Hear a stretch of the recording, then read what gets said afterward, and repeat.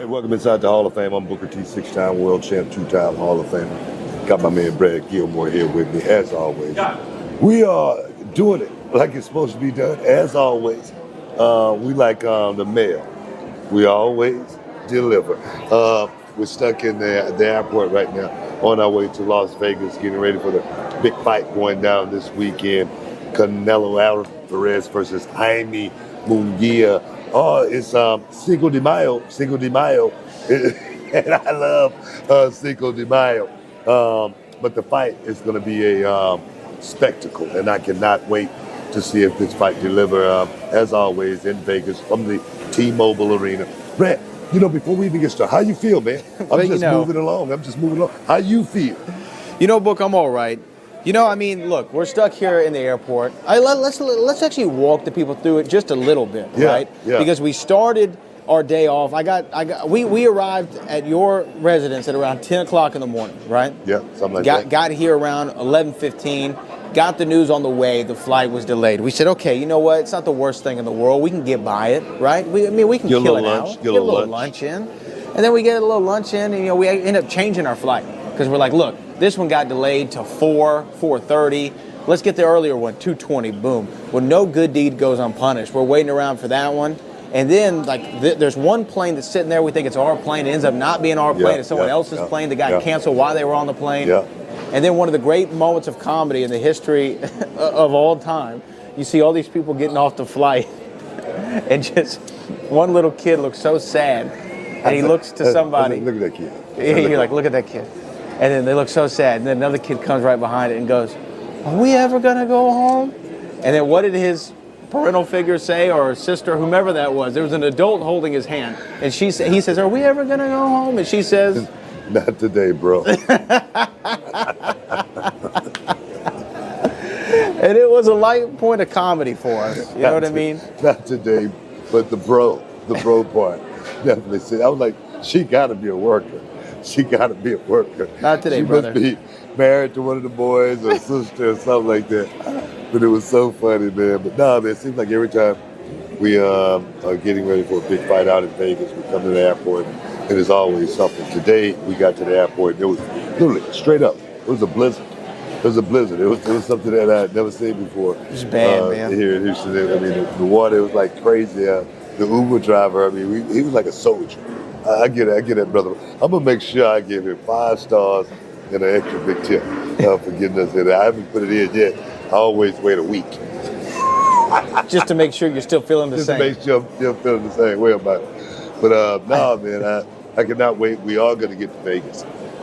We are coming to you live from New York Hotel and Casino this week. Make sure we get that prop in, most definitely. And I tell you, there again, this fight is highly anticipated. Canelo Alvarez, of course, Munguia's fighter that's undefeated, taking on Canelo Alvarez, who's pretty much relatively undefeated. He's lost a couple of fights. Maybe should have lost even maybe 1 or 2 more. I agree. On that record, but especially with those Triple G fights. No, but yeah, exactly. But as far as being the quintessential, right now the greatest Mexican fighter out there, and the guy that's at the top of the card is Canelo Alvarez taking on Jaime Munguia.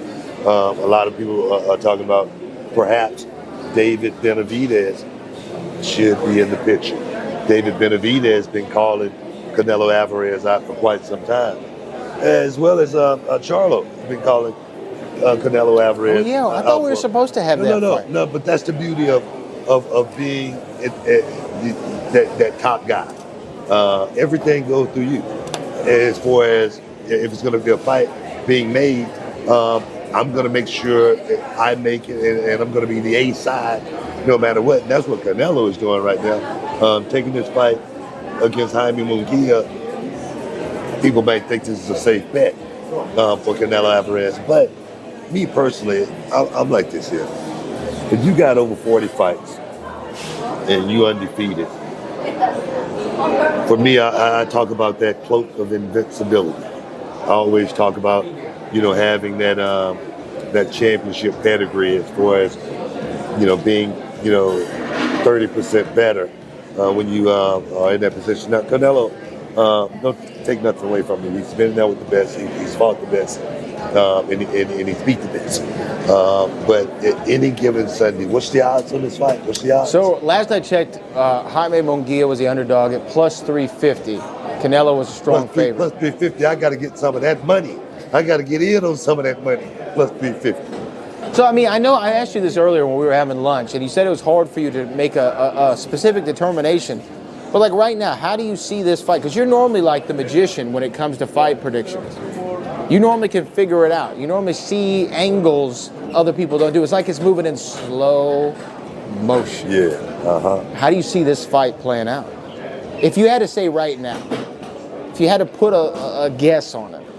It's hard to beat Canelo Alvarez because he's a counterpuncher. I think Canelo Alvarez learned the most in the one loss he had against Floyd Mayweather when he was a young kid.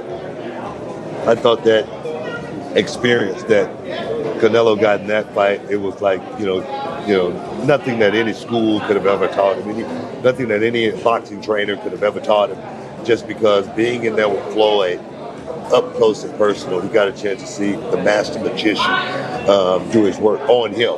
I got a chance to watch that fight. We was at a bar and I can't remember where we were, man. But You talking about Floyd and Canelo? Yeah, okay. Floyd and Canelo got a chance to watch that fight. I remember vividly the spot. It was a little spot, literally right outside the hotel. Little walk down the street. It was, and we were kind of like, I don't know why, but we were kind of like in the hood. And it was a spot where it was nothing but brothers. You walk in the front door, and it was literally, they was cooking fried chicken when you walk in, right next to the door. I guess they had to have the wind to make sure. It was crazy. It was nuts, right? So I walk in, and they treated me like a king. They was like, "Book, what not. What you drinking? Book, no, you know what? Don't even worry about it, Book. You can go behind the bar and make your own drinks." What? Yeah. This place that wasn't licensed, was it? I don't know. But I literally went in and made my own drinks. And then I went and found a nice spot, and I'm watching the fight. And Marty Miller, if you listen, Marty, I love you. The head camera guy in WWE. He came walking in, and he looked shocked because he looked around and he didn't see nothing but the brothers. He wasn't sure what to do. From this day forward, I started calling him Rabbit because he was like a rabbit looking from one side to the other, wondering what was going on. And then he looked to the left and he saw me and he goes, "Buck!" And I swear we had so much fun. And then I think I ordered him some fried chicken. Trying to make him feel comfortable. Yeah, man. But that night, Floyd Mayweather, he was so great. He was so great against Canelo Alvarez, and I really thought the reason he beat Canelo Alvarez that night was because Canelo was so young. Right. Not that he wasn't a great fighter, not that he wasn't going to become, one of the greatest of all time, but he caught Canelo at the right time. And I'm wondering, could this be the case? Canelo is not a young kid. Munguia is a guy that's on the way up, and I feel like if this kid step up in any way, shape, form, he's going to have a chance at winning this fight. And the odds, definitely always going to sway in the way of Canelo Alvarez, just because he is Canelo Alvarez. But I always say one shot is all it's going to take to change everything in a fight. So I feel like the kid got a good chance. I mean, it's not like he's a scrub. I mean, he's undefeated. He's undefeated for a reason. He's beat some of the guys that's gone up against Canelo and given Canelo a lot of challenges. There are certain things that he might have on his side where he might lack in the experience factor. I mean, you got to think Canelo's getting Canelo's getting a little bit up there in the age as far as an athlete goes. Not in terms of a regular person. Yeah. But as far as an athlete goes, when you have younger versus older, I mean, sometimes that youthful exuberance can win you out, especially when you're going in there with the confidence that somebody like a Jaime Munguia might have. Yeah, man, but the experience factor is something that always comes into play in the fight game. The experience factor, especially with someone like Canelo, a guy that's looking down to download information. He's looking to, figure out how he can set traps. He's not just going to go in there and fight, on aggression or anything like that. He's a very, very smart fighter. You don't get to the point to where you can call your own shots in the boxing game without being truly one of the best. So I'm looking forward to seeing exactly how this thing play out. I tell you what, I'm excited to be there. I'm excited to be there for, Cinco de Mayo. So I can't wait, man. I can't wait. It's going to be a great fight. We got to take a break. Guys, stick around. You are inside the Hall of Fame. We'll be back in a minute. The Hall of Fame, this is Booker T, 6-time world champ, along with my man Brad Gilmore, coming to you from the New York Hotel and Casino, getting ready for the big fight going down this weekend. Canelo Alvarez versus Jaime Munguia. It's going to be on, man. It's going to be on. I cannot wait. The undercard is definitely going to be something I'm looking forward to. Mario Barrios will be in action. I always love Mario's always fighting when we're there. I'm serious, man. But he's a good fighter, man. He is a good fighter. Yeah, a good fighter. Taking on this kid, what's his name? Fabiano. I can't think of his last name. But I tell you, man, my thing is this. Getting out to Vegas for me for the fights is something that I don't know. The excitement as far as being at the fight game is something a little bit different than being pretty much anywhere else. Love WrestleMania. That's always a spectacle. But it's something about being at the fight game. What do you think it is? There's an atmosphere and an energy, because the thing about a fight is it makes you watch. You know how they say about right now the NBA playoffs are going, and they're like, hey, you could just watch the last 5 minutes of every game and find out what's going to happen, right? But in a boxing match, you have to watch every round because you do not know when this thing could end. It could end at a moment's notice. Something could happen. Like when we were watching Sebastian Fundora and Tim Tszyu, when the cut happens, the whole dynamic of the fight changes. And there's something appealing and interesting as a sport fan to see, one, how is this going to affect the fight? Two, how is Tim Tszyu going to come back from this? How is he going to change his strategy? Does it change Sebastian Fundora's strategy? So it keeps you engaged the whole time. And I think that's different than any other sport other than MMA. Same kind of feel as to it can happen at a moment's notice. I mean, we saw at UFC 300, just to go to MMA for a second, UFC 300 at the last second of the BMF title fight, the whole thing changed. Boom, down for the count. Yeah. Max Holloway gets it done. So I think that's the appeal. He was going to lose the fight anyway. Huh? He was going to lose anyway, though, right? Who? I mean, Max was winning that fight. Max was winning the fight. Yeah. But I'm saying it can end at a moment's notice. Yeah. I feel you.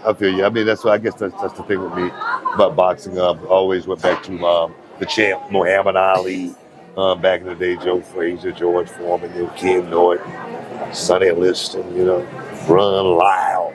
All those fights just made me fall in love with the fight game. And Muhammad Ali, the way he did it, the way he showcased it, was definitely something that was beautiful to watch. Canelo Alvarez definitely has done a whole lot for the fight game because there's always that generational Latino that carries the mantle.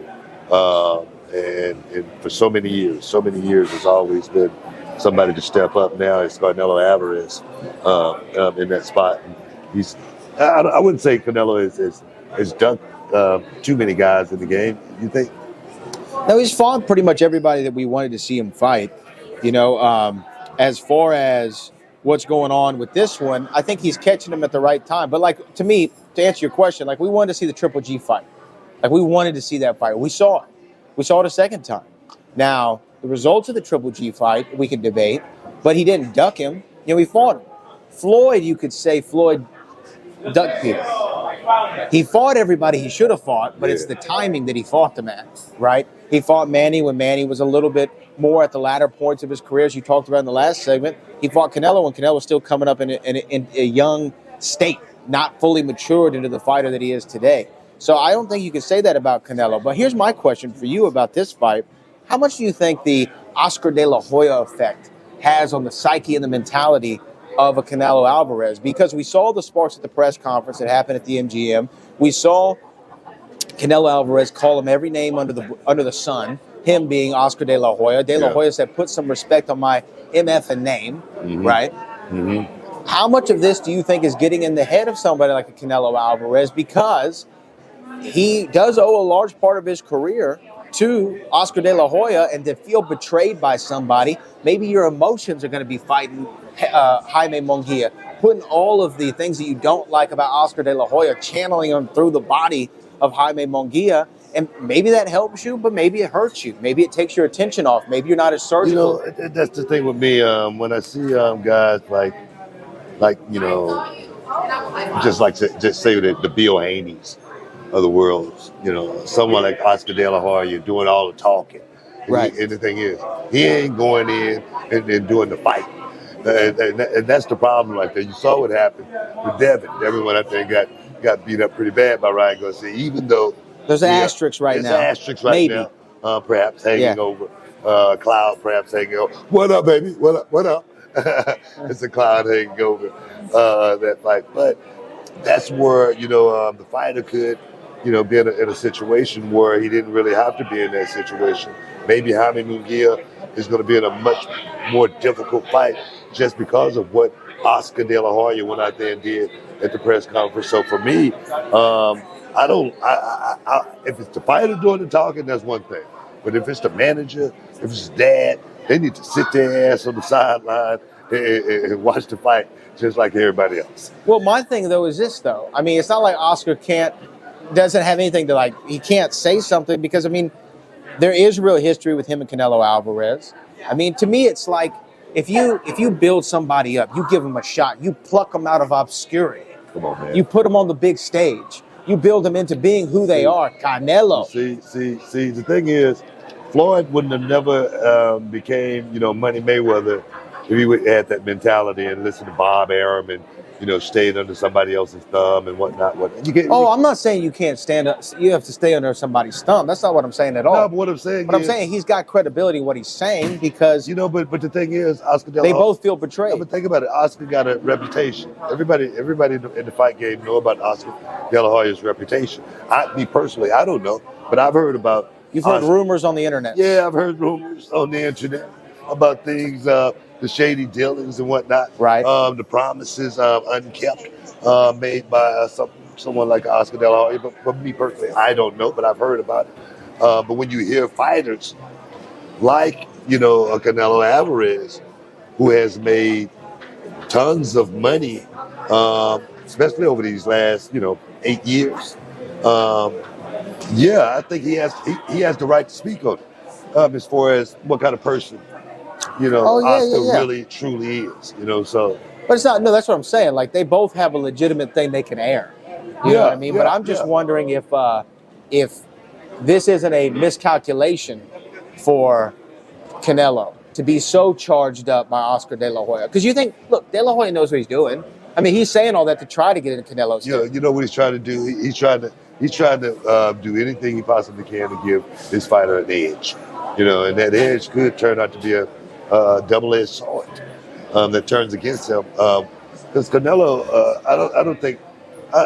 Come on, we've watched Canelo fight for quite some time. Yeah. I don't think Canelo is going to go in there and divert from the game plan by any means, just because he's an assassin. He's a fighter that goes out and fight from a strategical standpoint. He's not a guy that's just going to go out there flailing punches or anything like that. That's what I'm saying, though. That's what I'm saying. Like, that's his normal modus of operandi. Yes. But if he can get, if he being Oscar De La Hoya can get in the head of Canelo. That's what I'm saying. But I just don't think Oscar. Oscar just like me. You know what I mean? He had his day. The Edsel was a good car in its day. Yeah.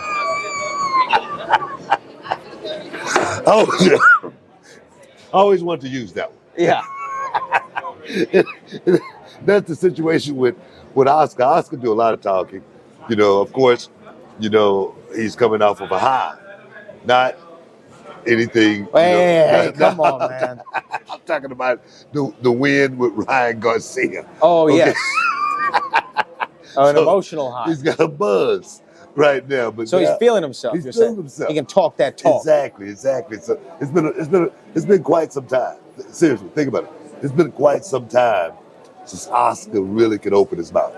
Well, the Devin Haney fight Ryan Garcia getting that done definitely put a battery in the back of Golden Boy Promotions. Exactly my point. Hyped them up. Right? Yeah, because prior to that, I'm trying to remember like it's been a minute since Oscar could open his mouth. And really the last fight that was marquee that Ryan Garcia had was against Tank, and he got handled. That didn't work out too well. He got handled. They did a lot of talking too. Did a lot of talking. Oscar did a lot of talking for that fight too, didn't he? He did. He did. And did it work? It didn't get in the head of Tank. Did it work? It didn't get in the head of Tank. But Tank and Oscar don't have this long relationship. They didn't grow together. They didn't build together. I'm just wondering, because Canelo seemed real hot.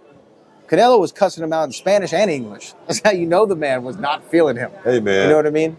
That's one Mexican I wouldn't want to get hot, because it could get hotter than a Mexican plate lunch up in T-Mobile Arena on Saturday night. It's going down, guys. Stick around. We got to take a quick break. You're in the Hall of Fame. We'll be back in a minute. Back inside the Hall of Fame, man, coming to you live from IAH. Yeah, I was about to say, we can't front where we are. We definitely represent New York Hotel and Casino. Absolutely. Out in Las Vegas, Nevada, getting ready for the big fight going down this weekend, Canelo Alvarez versus Jaime Munguia. But I want to give a shout out, man. I want to give a shout out to one of my favorite young guys that has made his way to the main roster. Somebody I've got a chance to work with down in NXT. I'm so proud of him. Ilya Dragunov.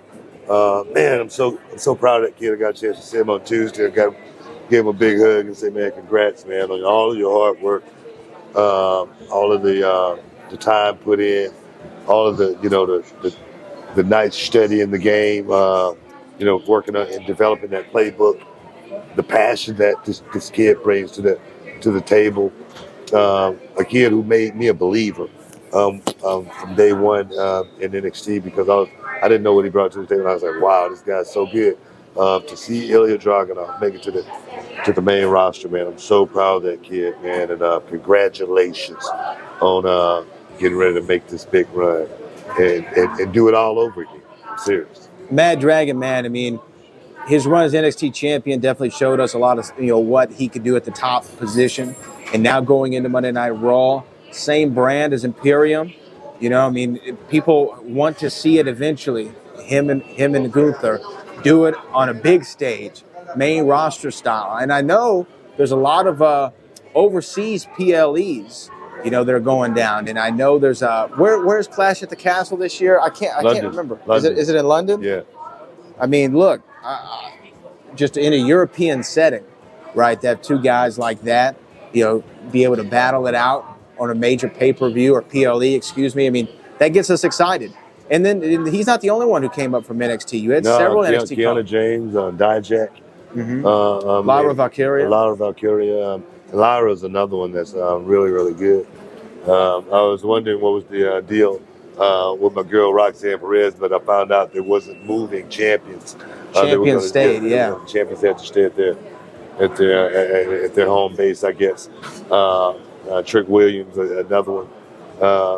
I thought perhaps may get the call up, but did not. Carmelo officially got the call. Yeah, I got a little pushback when I ran into Metaphor. They was like, "Well, what's up, man? We didn't get no shout out. On Monday night. What's the deal?" I was like, I was thinking about you guys. I was thinking about you.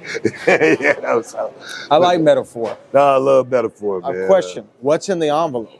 I don't know what's in the envelope. A prenup. Who's the daddy? I know. I think weren't they training like that? Yeah, I think it was. Of course, we're talking about Trick and Lash Legend. There was a cliffhanger for Spring Break in week 2. But no, man. Big ups to all the guys who got called up. Congratulations on getting ready to go to work, because that's the only thing you get ready to do. You get ready to go on this major ride, this major journey that only so few get a chance to participate in. You guys are among the elite in this business, so make the best of that ride. Seriously, up to all you guys. Yeah, as far as the draft goes, there wasn't a lot of shakeup, really. I mean, there weren't a lot of people moving. The people who moved the most were from NXT, and I think that they called up a lot of talent because, to me, that's the best part of the draft. It's not so much like, oh, I get to see Austin Theory on Fridays now instead of Mondays. It's, wow, I get to see people from NXT who I haven't seen them mix it up with people on the main roster, because fresh matchups really nowadays are the name of the game. Since they don't do the old tried and true, have an enhancement talent out there with your top guys on Monday Night Raw, people want to see marquee matches every single week. Yeah. And there's only so many times you can run those back to back to back to back to back and still make them interesting. So when you have fresh blood coming up, like from NXT, that shows why that brand is so important to the future of the WWE. NXT is important for the future of the WWE, you know? No, I tell you, the development of the developmental system over this last 5 years has produced a lot of talent, man. That's what's really, really cool, because for a while, you didn't see a whole lot of young talent coming out and really moving up like it's happening right now, getting chosen in the draft and stuff like that. So for me, I really think the hard work that's been put in down in NXT with Shawn Michaels and his crew has really stepped it up as far as creating some really, really great talent. That NIL talent that's been stepping up to the next level as well, such as the Tiffany Stratton, who has really skyrocketed over her 2-year existence, 2 to 3 year existence in this business. It goes to show that the system is working. So for me, I'm just happy to be a part of it, man. Doing my thing, having fun, trying to give these guys a little bit of what we call the rub. The rub. Oh yes, man. Yeah. Let me ask you too, from a pro wrestling perspective, as far as what's been going on lately, has there been anything that you've seen that been like very impressed by on the main roster? Maybe certain people who have stepped it up. Because you know what I really like? I really like A-Town Down Under.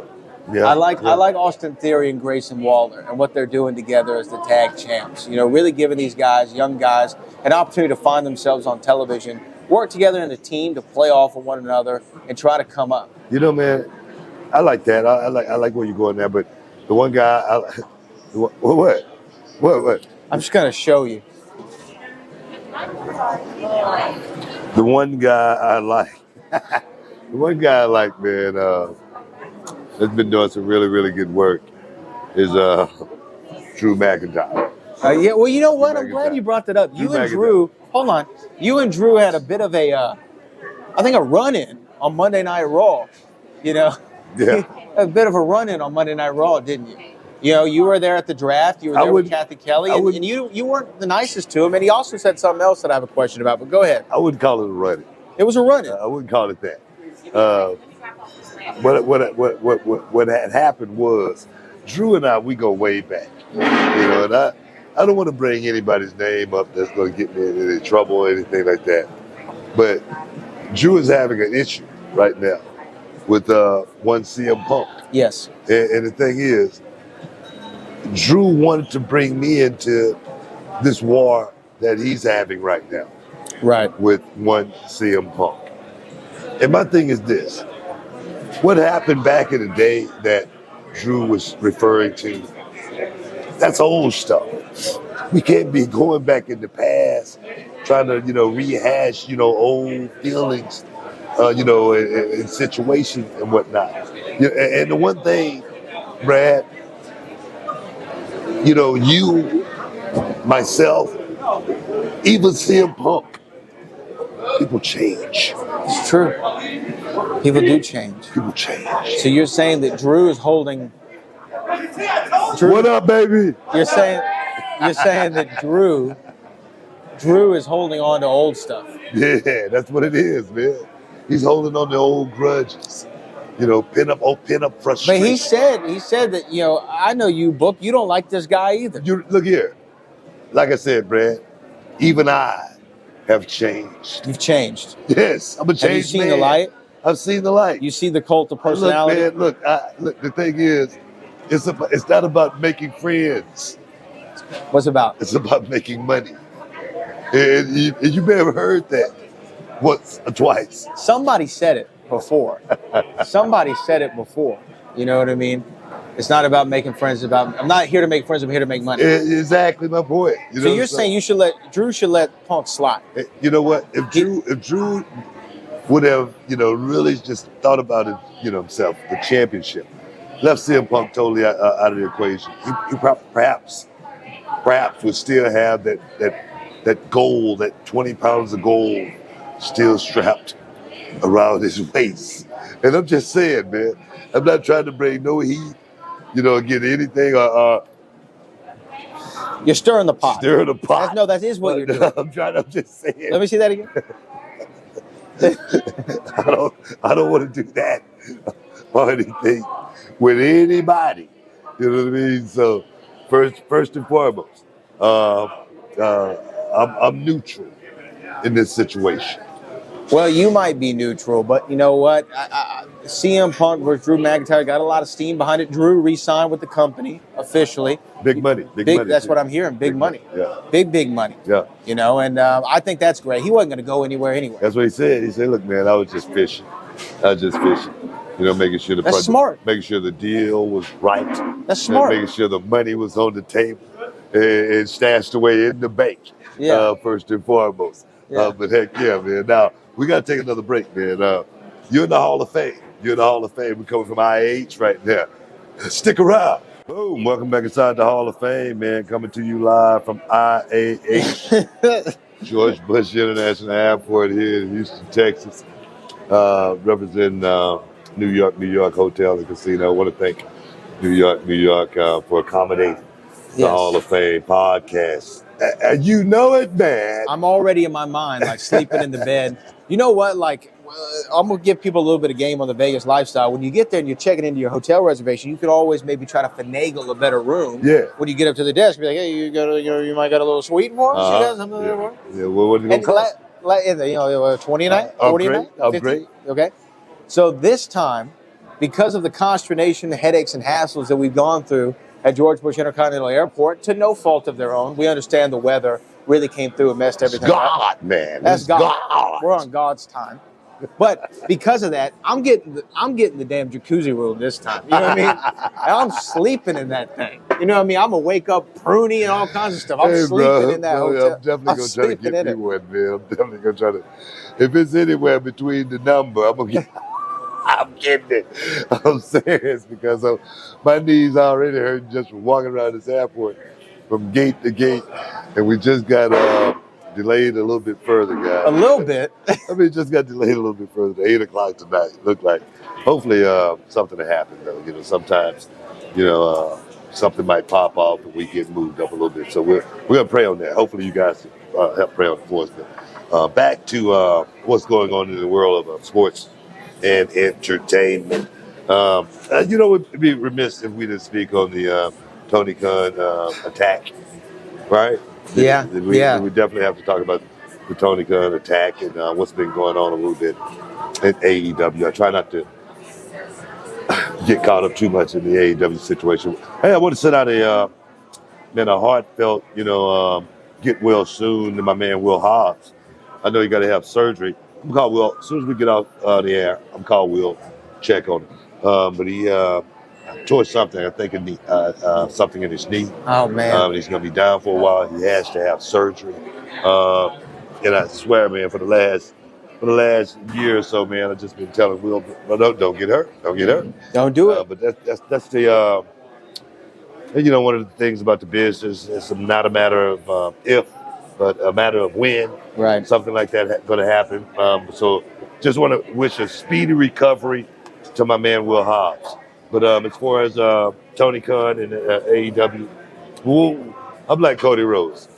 What do you want to talk about? What do you want to talk about, guy? Well, here's my thing.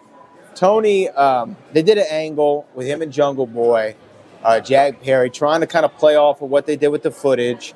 And I just find it booked to where let me say this first. I want AEW to do well. You know what I mean? We have friends over at... Yes, I do. No, you don't. Yes, I do. We have friends over at AEW. We got people who came from our school over at AEW. Yeah. I want them to do well. I want that company to be around so guys can get jobs. I mean, the things that everybody says, but I mean them. It's true. I wish that it's healthy and happy and thriving. Yeah.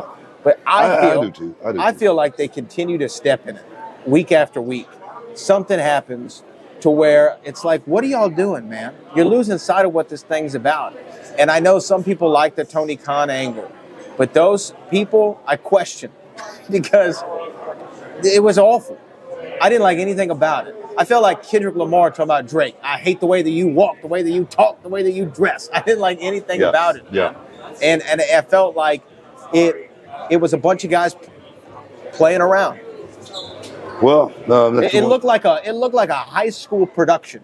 Well, I mean, of a play. Well, we've seen those guys do that move before, and it seemed like they did it in slow motion. They did it as safely as they could. It seemed like Tony Khan's head was about a foot off the ground when he actually did it. Yeah. He actually paused before he actually put him down, in which I understand taking care of the ball. They want to take care of him. Yeah, I mean, that he's not part trained. Right there, I get that.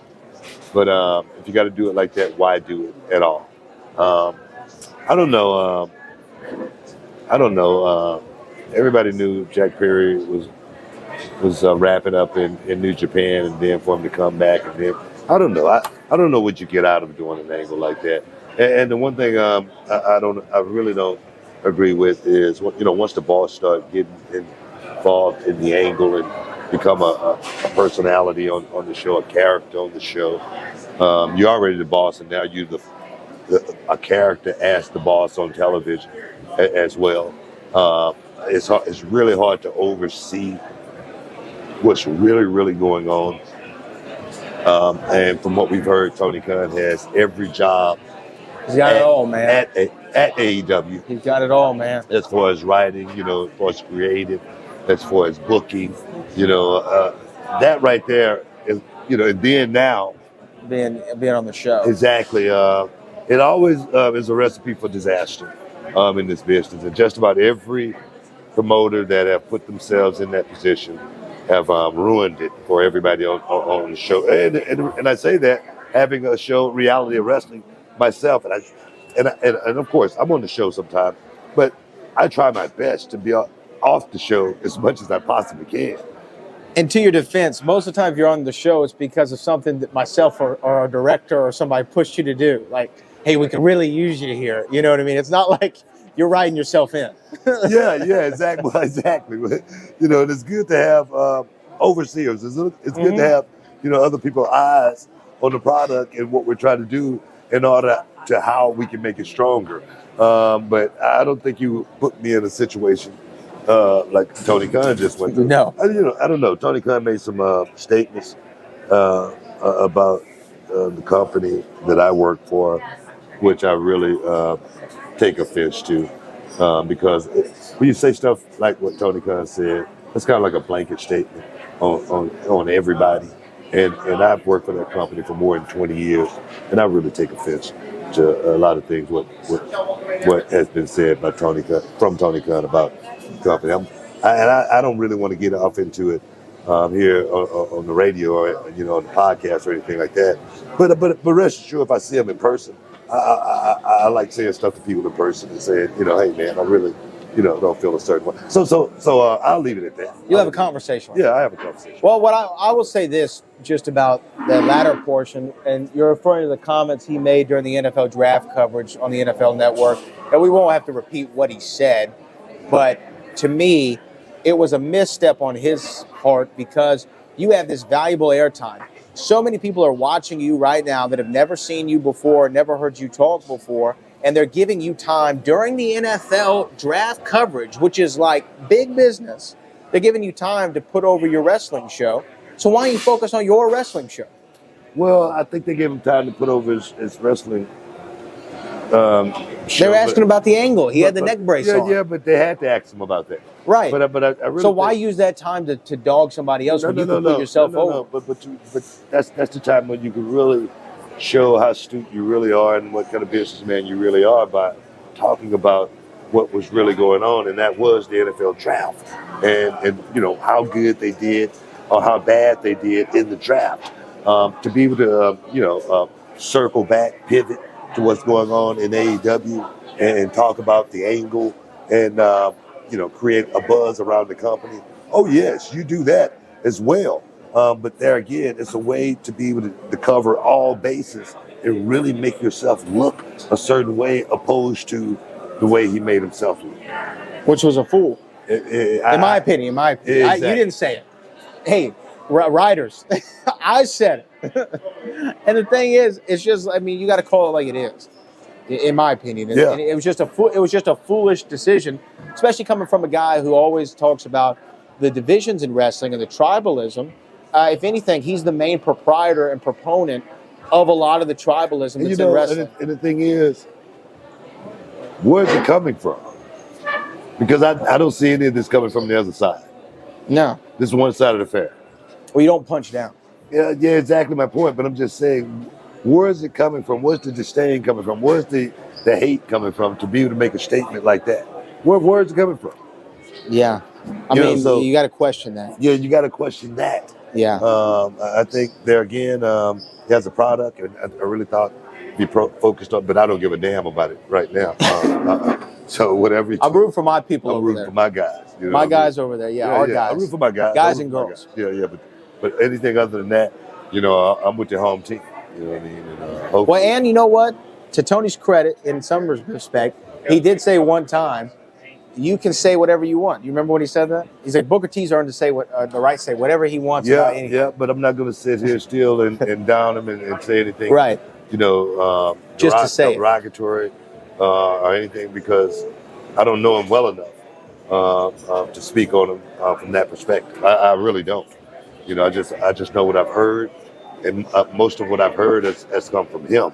So as far as that goes, is here nor there. Well, BT, we're still here at IAH, but in spirit, we're at the New York Hotel and Casino. We're live from the MGM Grand doing the radio show at Radio Row, and you know what? We're looking forward to Jaime Munguia and Canelo Alvarez doing battle at the T-Mobile Arena Saturday on pay-per-view. You can get it on Amazon Prime if you want to watch this fight with us. And we're going to be there in the stands, hopefully seeing this thing live in living color. That's right. Look here. Like my man once said, Mean Gene Oakland, don't miss out. Don't get shut out. It's going down at T-Mobile Arena. Guys, we got to get up out of here. I want to thank everybody for stepping inside the Hall of Fame. Getting your champagne wishes and caviar dreams, man. I want to thank my man Brad Gilmore, as always, for, the heavy lifting. But right now, we got to get out of here. And like I always say, peace. We love you. And we out.